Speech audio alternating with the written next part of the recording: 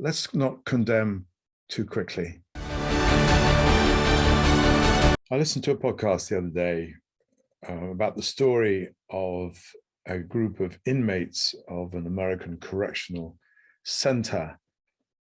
These were all rapists and murderers, and they were given the opportunity to learn about themselves through rehearsing and then staging actually Act 5 of Shakespeare's Hamlet. It's a long story. I really recommend it to you. It's in This American Life is the series.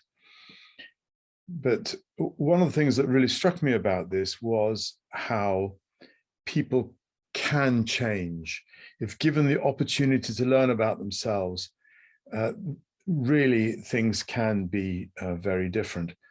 And it reminded me of Bryan Stevenson, the famous American lawyer, who said, each of us is more than the worst thing we've ever done.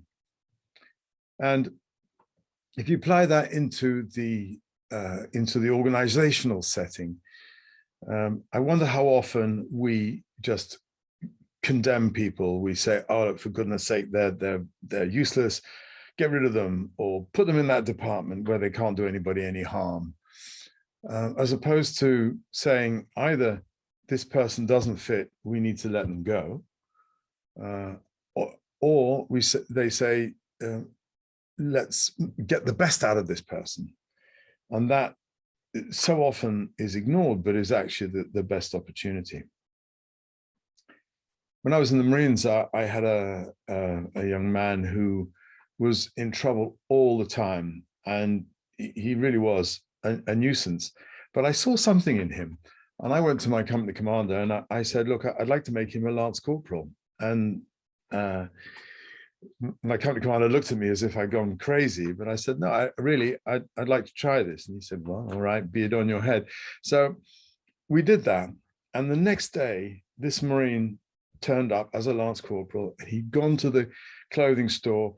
He'd bought himself a complete new set of kit, and he looked immaculate. And his behavior changed completely. It was a real opportunity for him, because he'd been acknowledged, so much good came out of him. So to quote Bryan Stevenson again, the true measure of our character is how we treat the poor, the disfavored, the accused, the incarcerated, and the condemned. Let's not condemn too quickly. Let's explore what the real potential of an individual is. That's my thought for the week. My name is Thom, and I'm the CEO of Serenity and Leadership. See you next week. Thanks. Bye.